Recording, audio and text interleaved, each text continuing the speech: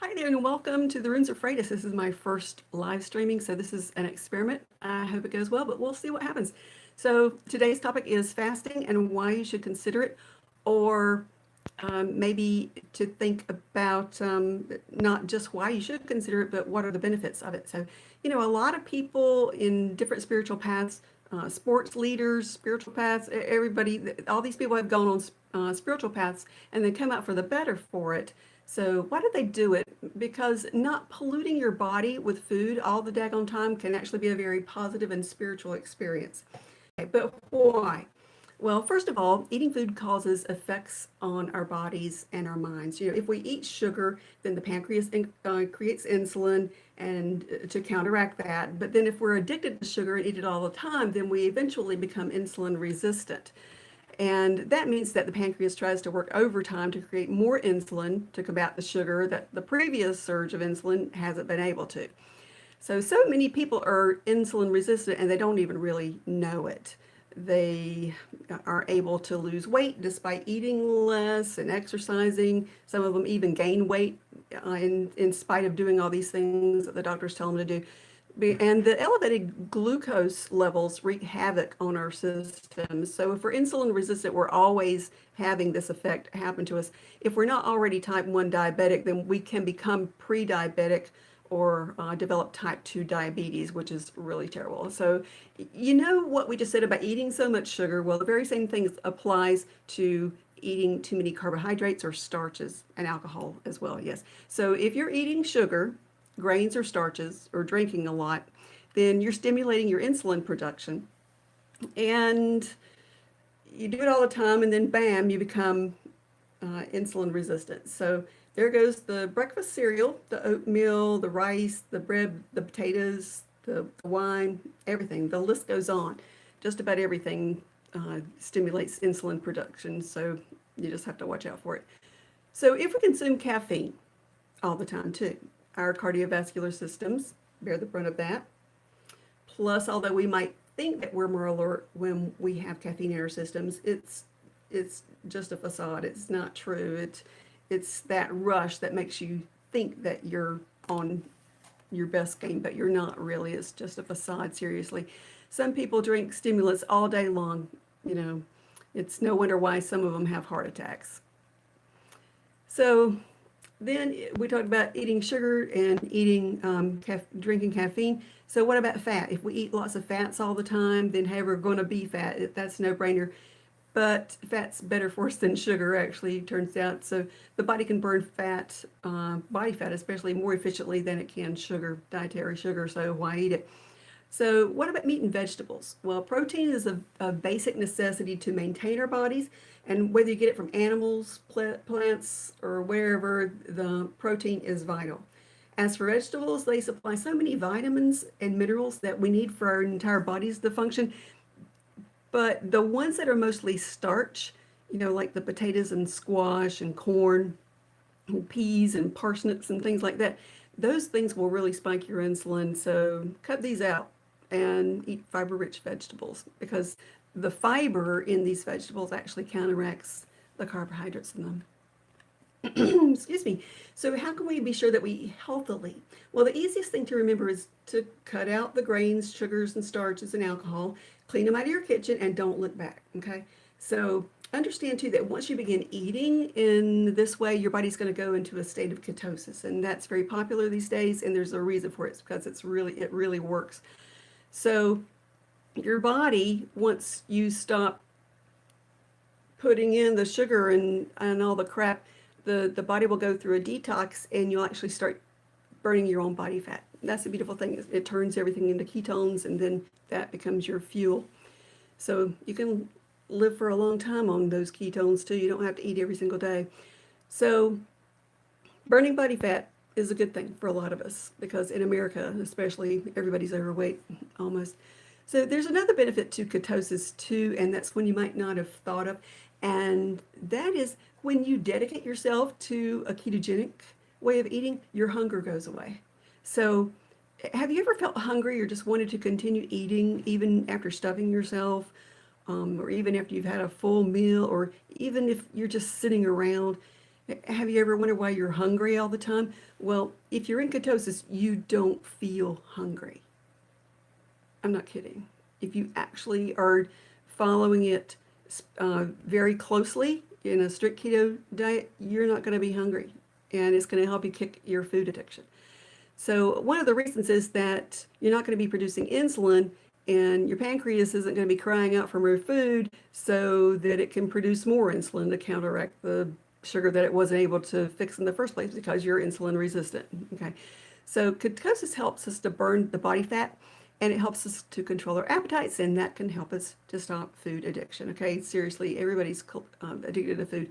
I can't even count how many people have invited me to dinners, out to eat, whatever.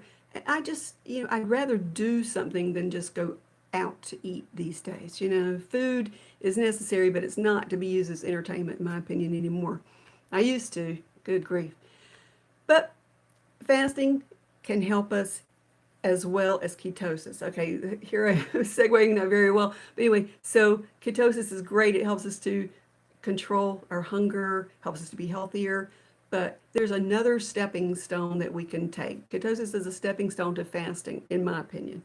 So ketosis helps us get rid of that hunger. And when we get rid of hunger, that's going to put us in line for really successful fasting. Okay, so if you are not on a ketogenic way of eating, you might have problems with fasting because you're going to be going through detox during the fasting. But if you can go ahead and get through this detox process before you start fasting, you're one step ahead of the game. You're probably like 5 steps ahead of the game, actually. And fasting is the act of going without food for a period of time. Some people eat throughout the day, so their bodies never get a chance to recover from anything. They never get their bodies a chance to recuperate between meals, because eating all day long puts a strain on your stomach, your liver, your pancreas, your intestines, cardiovascular system, everything. So why do people eat all day long though? They seem to feel a little bit of what is hunger, and then, but it's not really, but then they think that they have to, they think that they have to appease their superficial desires by eating something. It's like a pacifier. So they just keep on feeding it.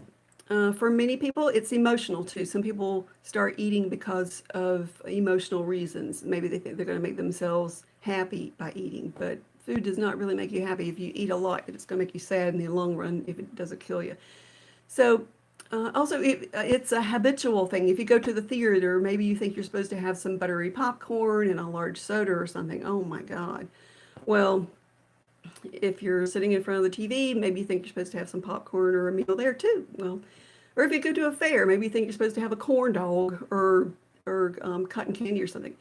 Or even the beach, maybe you think you just have to carry, an elaborate picnic or whatever. Although I really do love eating at the beach. It's so calming. Anyway, so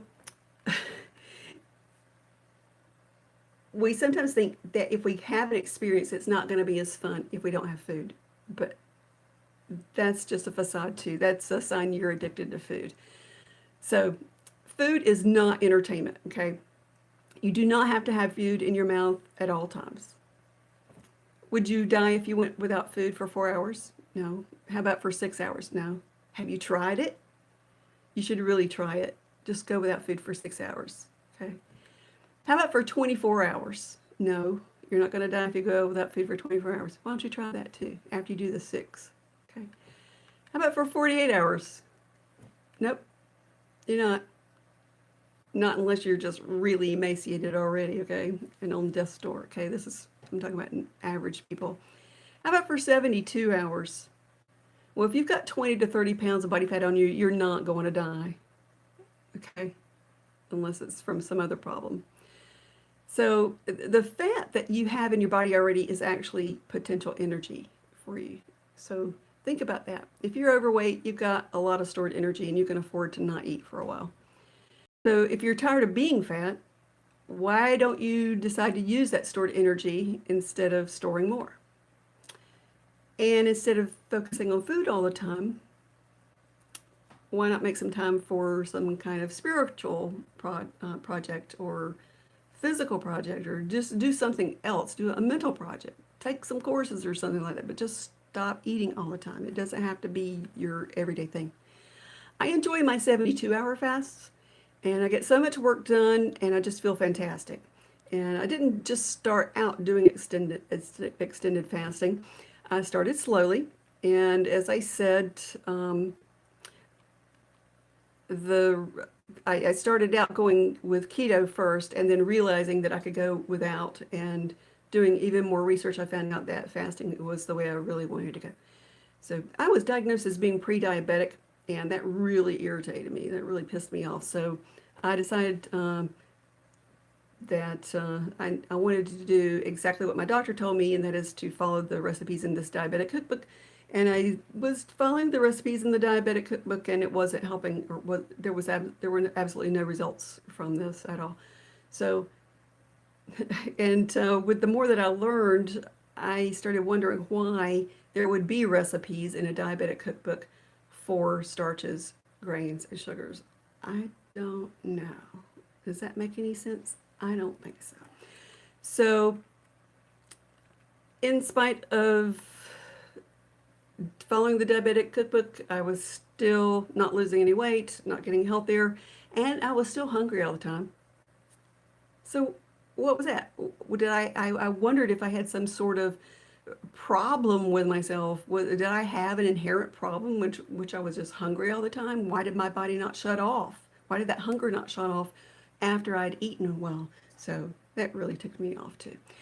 So one day I was researching the word hunger and how to stop hunger, how to be satisfied, and I stumbled across the ketogenic diet. So that's when I first saw the reference to the ketogenic diet. And I saw that so many people had lost both weight and their hunger, so I decided to try that because I was desperate to stop being classified as a pre-diabetic. That was really took me off. So I started out, and since I knew my body was going to go through a sugar detox, because that's the first thing that happens over the first few days, I knew I might feel bad in about 3 days after I started. I decided to start on a Thursday so that I would be able to use that free weekend to deal with whatever problems I had. So one of the first things that I did after deciding what day to start, I threw out all the sugars, grains, starches, and alcohol from my kitchen, and I did not look back. I was really dedicated and determined to do this. So it didn't bother me one single bit. And I got a ketogenic cookbook, and I started making the recipes. And by doing this, I began realizing how to create meals that were satisfying and how to use seed and coconut flours instead of grain flours to create certain foods that made me feel as if I were not missing anything at all. They would still be keto, but they would be very satisfying, and they would make me not miss my old way of eating. You know, we have to go through a detox sort of gradually and change our habits gradually. The first 4 days were the hardest, even though I was eating a good quantity of food.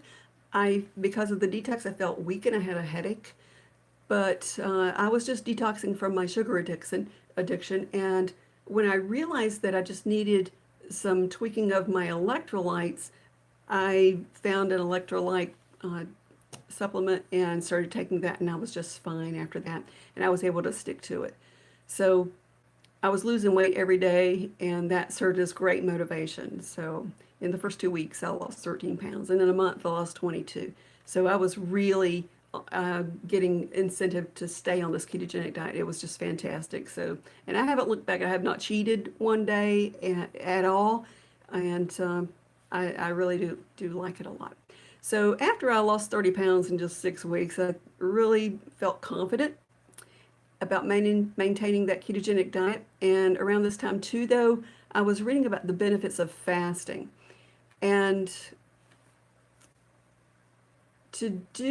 whenever you put ketogenic diet and fasting together, you'll see that there's a system of eating called the 1 meal a day, or keto plus IF. And that means ketogenic eating plus intermittent fasting. So they suggest you go to just 1 meal a day. So I was just doing this very gradually and slowly. So I went to the 1 meal a day, and it was not difficult at all. I'd already detoxed from the sugar, and the one meal a day, I was able to make it satisfying. I didn't miss anything. I had a satisfying meal and it held me over till the next day. I was still having coffee and tea with no sugars or anything like that, but I was just fine. I was very satisfied. I had absolutely no problems at all. So because of adopting the one meal a day plan, or they call it OMAD for OMAD, I lost 50 more pounds in just a couple of months or so. So then I started thinking about more extended fasting. I'd done extended fasting for spiritual reasons in the past, but I thought, this could actually become a lifestyle for me if I work into it slowly, and so I decided to experiment with it and see how I would do. I didn't want to put my body through too much stress, but I wanted to push myself to see what I could do as well. So in my research about fasting, I realized that I just needed to keep up my electrolytes. That was the most important thing. If you keep up your electrolytes, you can do really well and go for extended periods of time without eating. So I decided to do a 48, and I started on a Friday so that I'd have the free weekend again to rest, make sure I didn't have any stressors, and that was just beautiful. No problems at all. So I was hooked. The 48 hours fasting, that's what I do today. 48, I eat every other day, and sometimes I go 72 hours instead of 48. It was really easy, and about 30 hours into the fast, I felt a feeling of exhilaration, really. That was really unexpected. In the past, when I had not used electrolytes, I was stressed the whole time and I couldn't wait for the fast to end. But this time, because of maintaining the electrolytes, I felt good. Corporally, I felt really good. Mentally, I was strong. And again, that 30 hours into it, I felt exhilarated. That, I don't understand why that happened.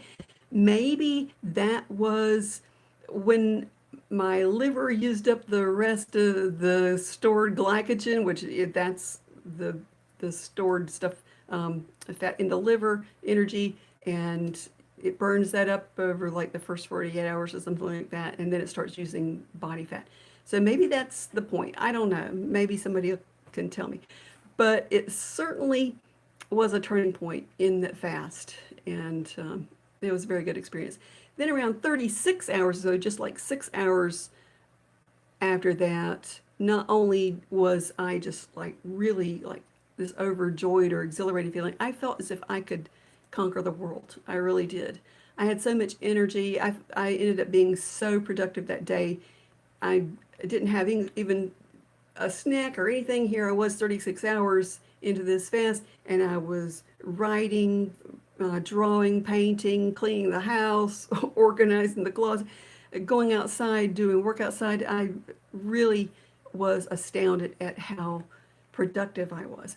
So by the end of the 48 hours, I felt really good, and I'd lost about 4 pounds or so. I didn't really want to break the fast, but I just sat with that and thought, what am I going to do? And I decided to go on and try for 72 because there was just no reason for me to turn back after that. So I decided to go on the 72, and it really was very productive. That third day is the day in which so much really came to me, the reasons I was doing this, the benefits of it all, just everything.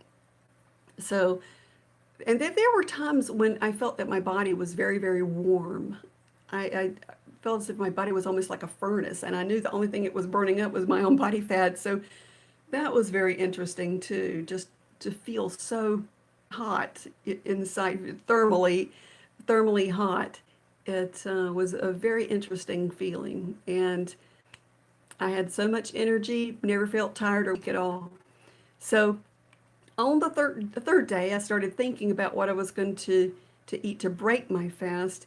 And since I hadn't eaten anything for 3 days, I hadn't spent any money for food. So I decided I was going to I could afford the best quality of food possible. So I got a really beautifully fat marbled ribeye steak. So when I reached the 72nd hour, and I was, even though I had this steak, I thought, well, maybe I should continue on, make it 96. But I didn't because I needed to do some errands the next day and be very physically active in public. I had not concerns, but I think I was making a wise decision to stop and go ahead and break my fast. So I cooked my ribeye steak in an air fryer and also had some really beautiful Brussels sprouts. But when I tried to eat, I could only eat a fourth of it all. So I ended up, I guess my stomach was shrinking, and I ended up not only eating less, but also not being able to eat as much as possible. And hey, that's fine. You know, that 72-hour fast too, it was in that fast I was more productive than ever, and I ended up writing over 5,000 words on a certain article that I had started, and my blood pressure had dropped from 130 over 90 to 119 over 61. So that's another huge benefit there as well, because I've been trying to lower my blood pressure without medication. So I lost 5 pounds over that fast. And even though I resumed my 1 meal a day way of eating, I didn't gain any of that weight back. And I kept that off, and I'm still losing weight. So now I know what my body can do. I know how far I can push myself. And I'm not addicted to sugar anymore. So it doesn't bother me one bit to say no to drinks with friends or going out to big, huge meals. Um, Water and my tea is good enough for me, and my clean eating habits are going to keep me healthy and alive for a long time. So when I went to my doctor, she was looking over my blood test results, and she was really, really surprised and happy, and she even hugged me and asked me what I was doing. But thankfully, she's a progressive, brilliant lady, and she continually supports me in my endeavors. So I'm going to be going back in a few weeks, and we'll be there for another checkup and just to make sure all's well. And I'm looking forward to that. So are you interested in this way of eating and fasting, a fasting lifestyle? What I can do is I can tell you, if you are, I can tell you what I did, so maybe it can help you slowly get into it if you're interested in it. Because so many people who just dive right into fasting have some issues, and so many people who just go into keto have issues because they're not prepared. So I'll tell you some points. Here's the first thing. You make sure you go to your doctor and get a physical, including your blood tests. And it'll give you a starting point, and it'll also give you a chance to ask your doctor what she thinks about cutting out fats, cutting out sugars, grains, and starches and alcohol out of your diet. See what she says.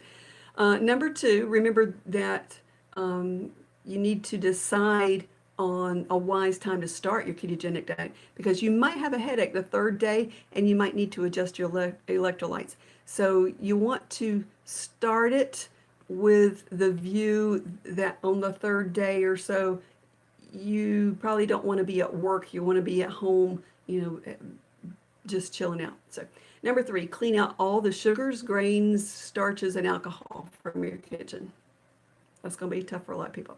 Number four, follow ketogenic recipes and follow the plan for 2 months. You can eat as many times in the day as you want to. Just do it keto, straight keto.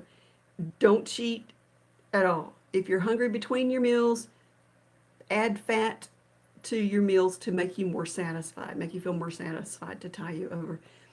So then number five, once the 2 months are done or before, you can decrease the fat a little bit to a comfortable level, and that'll help your body use, instead of dietary fat, it'll start using your stored body fat. Do this for a month. See, this is like 3 months into starting into the fasting. So number six, after you're successful for these 3 months on a strict keto, go on a 1 meal a day plan and eat whatever keto foods you like. Just make sure you stick to the low carb plan. Make it 1 meal a day. Then number seven, make a resolve to stick to the 1 meal a day plan for the rest of your life. Be wise in your food choices and watch your weight go down all the while your non-keto friends' weight goes up. Okay, number eight, once you feel confident and strong enough to fast, start with 48 hours. You're already doing 24 by doing a 1 meal a day. So next, try the 48 hours, try a 2 day. And always reserve the right, though, to break the fast with keto meals if you feel any negative results. I'm not saying, don't be a wimp or anything, but if you have anything serious happen to you. And again, you're supposed to be talking to your doctor at the same time.